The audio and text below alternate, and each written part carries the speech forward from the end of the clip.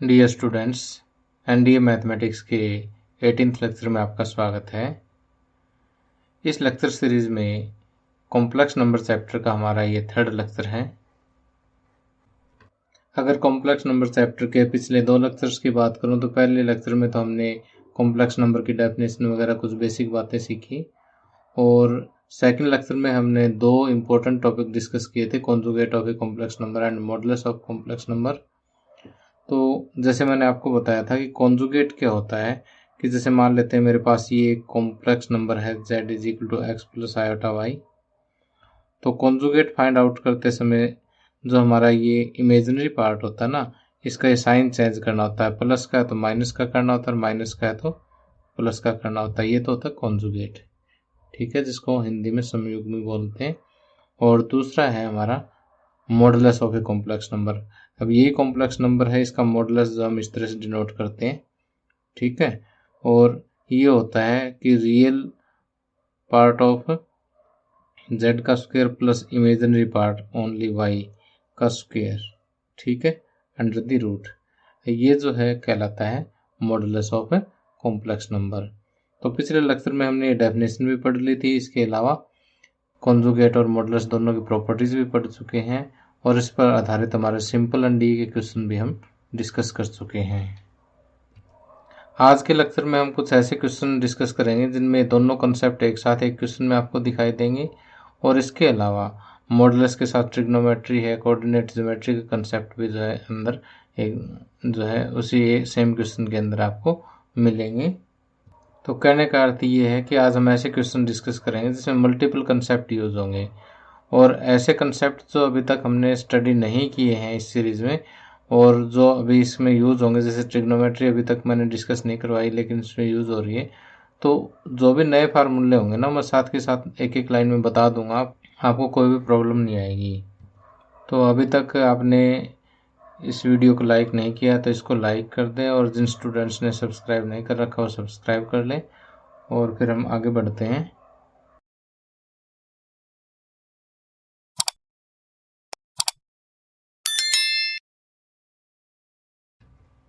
अब आइए first question लेते हैं यहाँ पर कि if z is equal to 1 plus cos pi by 5 plus iota sin pi by 5 then what is modulus of z equal to, यानी आपको z जो है इस तरह से ट्रिग्नोमेट्रिक फॉर्म में दिया हुआ है, आपको modulus of z find out करना है। तो जैसे मैं आपको बता चुका हूँ कि अगर हमारे पास कोई complex number x plus iota y है तो इसका जो मॉडुलस होगा वो क्या होगा, x square plus y square under the root. तो अब देखिए यहाँ पर हमारे पास x क्या है, 1 प्लस कोस पाई बाई 5, ये तो x है, और साइन पाई बाई 5 जो ये क्या है, y है। तो इस केस में जो है z का मॉडुलस क्या हो जाएगा, ध्यान से देखिए, 1 प्लस कोस पाई बाई 5 इसका स्क्वायर यानी ये एक्स स्क्वायर हो गया प्लस साइन पाई बाई 5 ये वाई स्क्वायर हो गया, और फिर इसका हमने क्या लगाना, ऊपर स्क्वायर रूट लगाना है। बस जो कॉम्प्लेक्स नंबर के फार्मूले उनको ध्यान रखते रहे। ट्रिग्नोमेट्री का इसमें एक फार्मूला यूज होना मैं बता दूंगा आपको, ए प्लस बी का होल स्क्वायर, ए प्लस बी का होल स्क्वायर यहाँ पर लगा दीजिए, ए स्क्वायर यानी 1 का स्क्वायर तो 1 ही होता है, प्लस बी स्क्वायर में cos square pi by 5, A square plus B square plus 2ab, 2 A की जगह 1 और बी क्या है, कोस पाई बाई 5, प्लस में साइन पाई बाई 5 का square, sine square pi by 5, okay, और फिर इसका क्या करेंगे, स्क्वायर रूट। अब देखिए यहाँ से कोस स्क्वायर है प्लस साइन स्क्वायर है, ये फार्मूला होता है 1 का, ठीक है, कोस स्क्वायर है प्लस है साइन स्क्वायर है क्या होता है, 1 होता है, ठीक है, इक्वल टू 1, ठीक। तो 1 प्लस 1 कितना होगा, 2, 2 प्लस 2 कोस पाई बाई 5, ठीक। फिर हम क्या करेंगे, यहाँ से 2 कॉमन ले लेंगे, 2 कॉमन लेंगे तो 1 प्लस कोस पाई बाई 5 अब देखिए कि एक ट्रिग्नोमेट्री का फार्मूला और नोट कीजिए कि 1 प्लस कोस ए, 1 प्लस कोस ए होता है 2 कोस स्क्वायर ए बाई 2। ठीक है, 1 प्लस कोस ए क्या होता है 2 कोस स्क्वायर ए बाई 2। अगर ये फार्मूला यहाँ पर लगाऊंगा मैं तो 2 तो ये वाला हो गया, ये फार्मूले वाला 2 इंटू कोस स्क्वायर एंगल का आधा पाई बाई 5 है तो पाई बाई 10 हो जाएगा, सॉरी पाई बाई 10 हो जाएगा यहाँ पर। ठीक, और फिर इसका स्क्वायर रूट। अब 4 का स्क्वायर रूट कितना हो जाएगा 2, कोस स्क्वायर का हो जाएगा कोस और पाई बाई 10 तो एज इट इज रहेगा। तो 2 cos pi by 10, 2 cos pi by 10, C answer हमारा यहाँ पर सही हो जाता है। अब देखिए कि एक क्वेश्चन की आप में ज़रूर कॉन्फिडेंस आ गया होगा थोड़ा, तो इस तरह से जो है एक सेकंड क्वेश्चन और हम ले लेते हैं जिसमें मॉडुलस प्लस ट्रिग्नोमेट्री दोनों ही हैं। तो यहाँ पर आपको z गिवन है 1 plus iota into tangent alpha, और यहाँ पर जो एंगल गिवन है अल्फा जो है वो ग्रेटर देन पाई है and less than 3 pi by 2 है।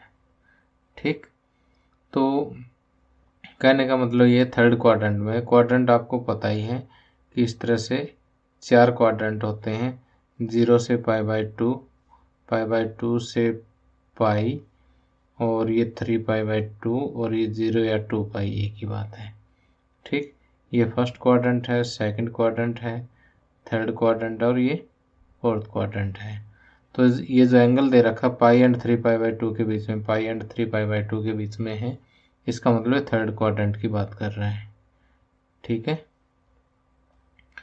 तो अब पहले तो हम इसको सिंपल सोल्व करते हैं, इसका मॉडुलस फाइंड आउट कर लेते हैं। मॉडुलस ऑफ z में रियल पार्ट का स्क्वायर प्लस इमेजिनरी में क्या है टेंजेंट अल्फा है, tangent square alpha under the root. तो 1 का square 1 plus tangent square alpha under the root, तो ये आ जाता है secant square alpha under the root. अब स्क्वायर रूट हटाएंगे तो ये प्लस माइनस सीकेंट अल्फा। अब देखिए कि प्लस का सीकेंट अल्फा भी हो सकता है, माइनस का सीकेंट अल्फा भी हो सकता है। तो अब इसका डिसीजन कैसे हो, इसका डिसीजन इस बात पे होगा कि कौन से क्वाड्रेंट में लाई करता है। अब ये थर्ड क्वाड्रेंट में लाई करता है, थर्ड क्वाड्रेंट में सीकेंट क्या होता है नेगेटिव होता है, तो प्लस का साइन हमें छोड़ना पड़ेगा, माइनस से सीकेंट अल्फा। ठीक है, अब कौन से क्वाड्रेंट में पॉजिटिव होता है कौन से में नेगेटिव होता है, तो ये जस्ट मैं एक सेकंड में बता देता हूँ आपको। सेंटेंस याद रखना, after school to college, after school to college, A for all positive, S for sine and cosecant positive, बाकी सारे नेगेटिव है इसमें। T for tangent and cot, सिर्फ ये दो ही पॉजिटिव रहेंगे थर्ड क्वाड्रेंट में, बाकी सारे negative. C for cos and cos का 1 बाई कोस क्या होता है सीकेंट, बस ये दोनों पॉजिटिव रहेंगे बाकी सारे नेगेटिव। तो सीकेंट हमारा कहाँ लाई कर रहा है, यहाँ पर थर्ड क्वाड्रेंट में लाई कर रहा है, थर्ड में तो टेंजेंट और कोट बस दो ही पॉजिटिव होंगे बाकी तो नेगेटिव है, तो इसकी वैल्यू हमने क्या ले ली नेगेटिव ले ली। तो ये माइनस सीकेंट अल्फा है, तो हमारा इसमें बी ऑप्शन जो है वो करेक्ट हो जाता है। अब आगे क्वेश्चन जो है प्रॉपर्टीज ऑफ मॉडुलस पे ही है। ये कहता है z1 and z2 are complex numbers with modulus of z1 is equal to modulus of z2, then which of the following are correct. अब देखिए कि आपको गिवन क्या है कि z1 modulus is equal to modulus of z2, ये given है। तो आपको ये कहता है कि z1 is equal to z2, यानी 3 स्टेटमेंट दे रखी है और ये पूछता है कि इनमें से कौन सी सही है, पहली सही है, दूसरी सही है, तीसरी सही है, इनमें से कोई भी सही नहीं है। तो अगर हम बात करें कि z1 modulus of z1 is equal to modulus of z2, तो एक मैंने आपको प्रॉपर्टी बताई थी इसमें कि modulus of z is equal to modulus of z bar is equal to minus z का मॉडुलस, ये तीनों इक्वल होते हैं। और वास्तव में अगर z जो है वो x प्लस आयोटा y है तो z बार क्या होता है x माइनस आयोटा y, और माइनस z क्या होता है minus x minus iota y। ठीक, अब मॉडुलस तो इन तीनों का सेम है। तो अब पहली स्टेटमेंट देखिए, पहली स्टेटमेंट में इसने कहा कि z1 is equal to z2। तो पहली स्टेटमेंट देखो सिरे से हम नकार देते हैं कि जैसे ये वास्तव में ये भी दोनों इक्वल है, इसको मैं z1 ले लूँ, इसको z2 ले लूँ, मॉडुलस तो इन दोनों का भी बराबर होगा, लेकिन ये आपस में बराबर तो नहीं है। तो पहली स्टेटमेंट तो हमारी रॉन्ग है। ठीक, real part of z1 is equal to real part of z2। अब इन दोनों को कंपेयर कीजिए। ठीक है, तो इसका मॉडुलस और इसका मॉडुलस दोनों का सेम है, लेकिन क्या रियल पार्ट सेम है? नहीं है। इसका मतलब सेकंड स्टेटमेंट भी हमारी रॉन्ग है। थर्ड स्टेटमेंट है imaginary part of z1 is equal to imaginary part of z2। अब इन दोनों को कंपेयर कीजिए, मॉडुलस तो इन दोनों का भी बराबर है, इमेजिनरी पार्ट इसका y है प्लस y है और इसका माइनस y आपस में इक्वल नहीं है, इसका मतलब थर्ड स्टेटमेंट भी ये ट्रू नहीं है। ठीक, तो इसमें ऑप्शन डी आ जाएगा, नन ऑफ अबव। अब आगे देखिए कि यहाँ पर आपके पास इंस्ट्रक्शन तो एक ही है, लेकिन इस पर क्वेश्चन दो पूछ लिए गए हैं। यहाँ पर कहता है z be the complex number satisfying the equation this and this, then modulus of z हमें फाइंड आउट करना है। तो पहले फर्स्ट पार्ट ही सोल्व कर लेते हैं। यहाँ पर आपको गिवन है कि z minus 4 upon z minus 8 modulus is equal to 1 and z upon z minus 2 modulus is equal to 3/2। ठीक, तो हम z को मान लेते हैं x plus iota y।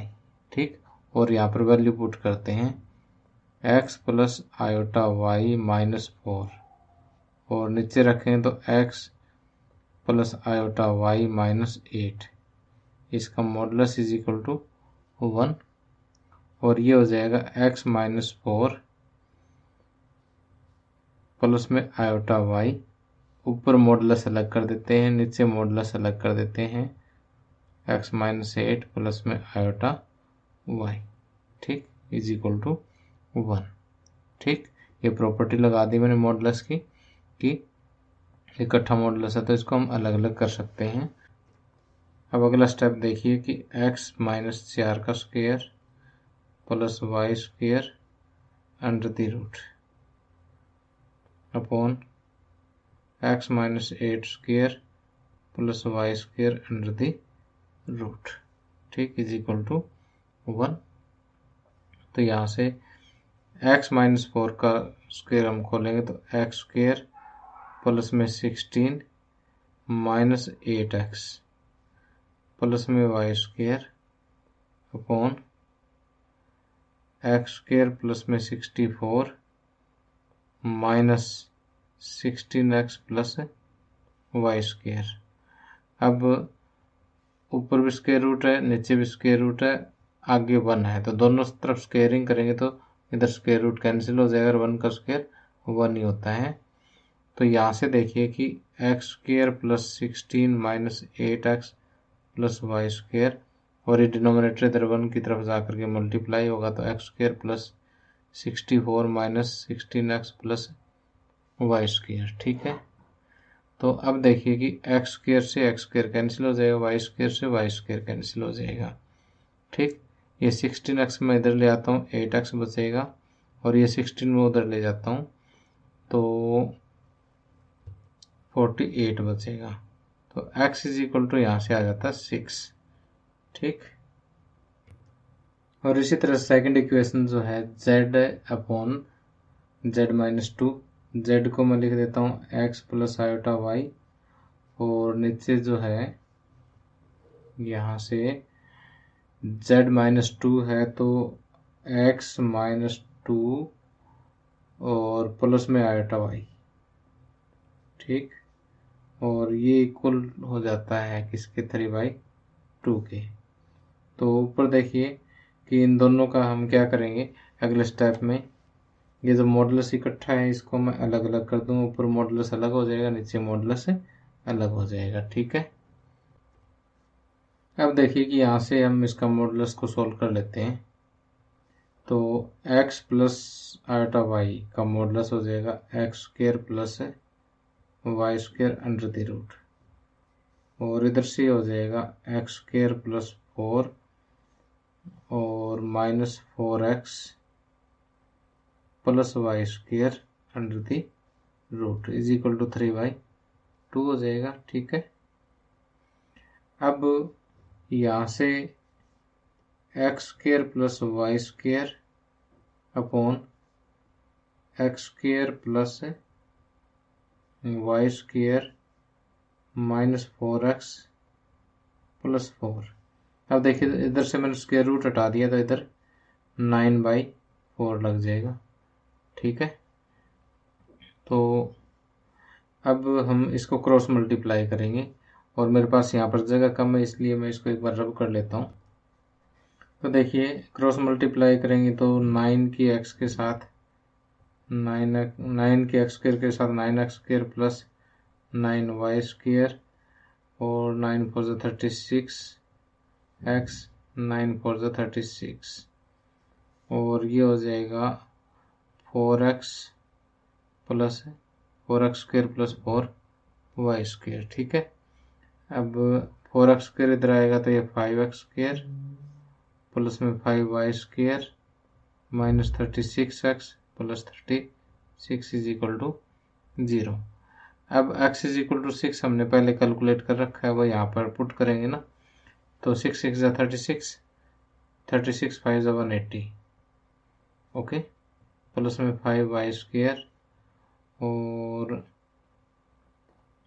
Minus 36 6 ज़ा 36 कैरी 3 6 3 ज़ा 18 216, okay, plus 36 is equal to 0। अब देखिए कि 180 प्लस 36 प्लस 216 ये माइनस 216, तो यहाँ पर 5y square is equal to 0, क्योंकि आपस में तीनों मिलकर के 0 हो जाएंगी।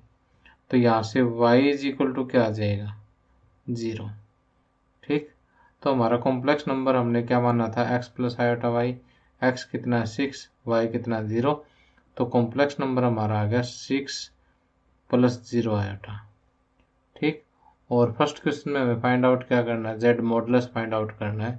तो z मॉडुलस क्या होता है 6 स्क्वायर प्लस 0 का स्क्वायर अंडर दी रूट, इन 36 अंडर दी रूट यानी 6 आ जाएगा। ओके, तो इसका ये ऑप्शन हमारा बिल्कुल करेक्ट होगा। अब देखिए कि इन्हीं इंस्ट्रक्शंस का यूज़ करके हमें फाइंड आउट करना है कि z minus 6 upon z plus 6 modulus ये किसके इक्वल होगा। अब देखिए कि यहाँ पर हम z तो फाइंड आउट कर चुके हैं, क्या है 6 प्लस 0 आयोटा है, तो ये मीन्स कि सिर्फ एक रियल नंबर 6 ही है, और वो z की जगह पर रखेंगे 6 माइनस 6 डिवाइड बाई 6 प्लस 6। ठीक है, 0 डिवाइड बाई समथिंग 0 ही होता है, और 0 का जो मॉडुलस लेंगे तो क्या आएगा 0 ही आएगा। तो यहाँ पर डी ऑप्शन जो हमारा करेक्ट हो जाएगा। अब आगे क्वेश्चन देखिए कि यहाँ पर अल्फा और बीटा दो अलग अलग कॉम्प्लेक्स नंबर दे रखे हैं, और अब आपको फाइंड आउट करना है कि alpha minus beta upon 1 minus alpha beta बार। ठीक है, इस बार का ध्यान रखना है, इसका मॉडुलस जो है ये किसके इक्वल है। ठीक, तो आपने देखना है यहाँ पर कि साथ में और क्या दे रखा है कि modulus of alpha is equal to 1। Modulus of alpha जो है वो 1 दे रखा है, तो इसका मतलब अल्फा का स्क्वायर जो है, मॉडुलस का स्क्वायर है वो भी क्या होगा 1 होगा, और मॉडुलस ऑफ अल्फा स्क्वायर किसके इक्वल होता है अल्फा इंटू अल्फा बार की इक्वल होता है। ठीक, और ये भी क्या होगा 1 होगा। ठीक, तो इस 1 को जो है मैं अल्फ़ा इंटू अल्फ़ा बार से रिप्लेस कर देता हूँ। तो अल्फ़ा माइनस बीटा अपॉन इस 1 को मैंने लिख दिया अल्फ़ा इंटू अल्फ़ा बार, अब ये माइनस अल्फ़ा इंटू बीटा बार।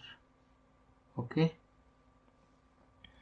अब हम क्या करेंगे कि नीचे से अल्फ़ा कॉमन ले लेंगे। अल्फ़ा कॉमन लेंगे तो ये क्या हो जाएगा alpha minus beta upon alpha common लिया तो ये अल्फ़ा बार माइनस बीटा बार। ठीक, अब एक बात आप देखिए कि हमने कॉन्जुगेट की प्रॉपर्टीज में पढ़ा था कि अल्फ़ा बार माइनस बीटा बार यानी Z1 बार माइनस Z2 बार जो है किसके इक्वल होता है अल्फ़ा माइनस बीटा, और इसके ऊपर इकट्ठा आप बार लगा सकते हैं। ठीक, और फिर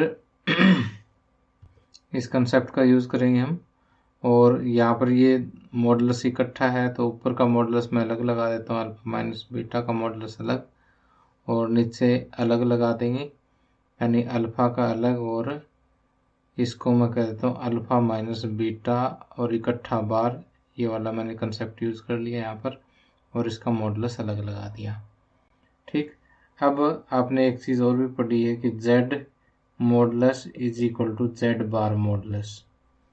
ठीक, इसका मतलब ऊपर वाला तो मैं हम सेम रखते हैं alpha minus beta modulus upon नीचे क्या है अल्फ़ा माइनस बीटा बार का मॉडुलस है, ये अल्फ़ा माइनस बीटा के मॉडुलस के इक्वल ही रहेगा इस प्रॉपर्टी के अनुसार, और नीचे है अल्फ़ा का मॉडुलस।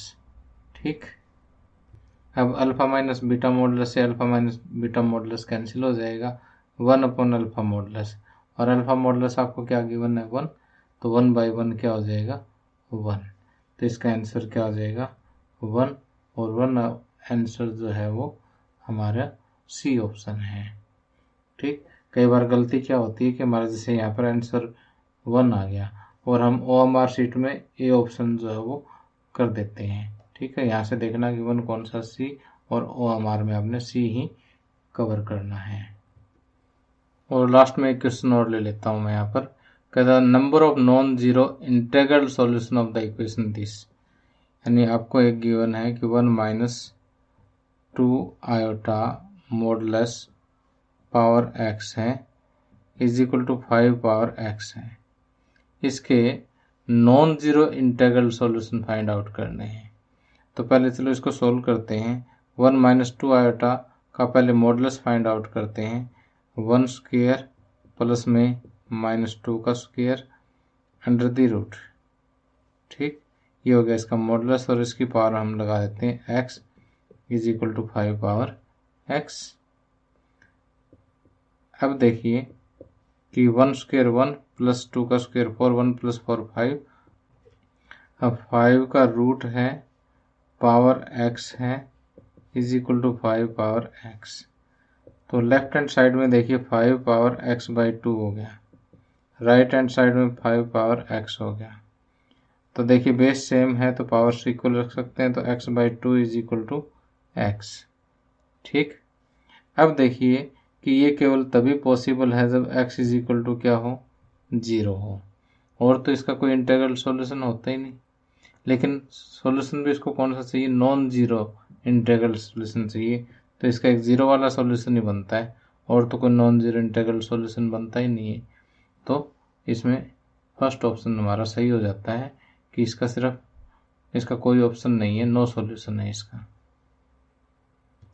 तो प्यारे बच्चों, उम्मीद करता हूँ कि इस टॉपिक पे इतने क्वेश्चन डिस्कस होने के बाद जो है आपका क्वेश्चंस का डर निकल गया होगा, और बाकी किसी से घबराना नहीं है, क्वेश्चन से प्रॉपर्टीज लगाते रहो, और फिर भी कोई दिक्कत हो ना तो आप मुझे कमेंट करके बता देना, मैं उस क्वेश्चन को जो है सोल्व करने की कोशिश करूँगा नेक्स्ट लेक्चर में। Thank you, have a nice day.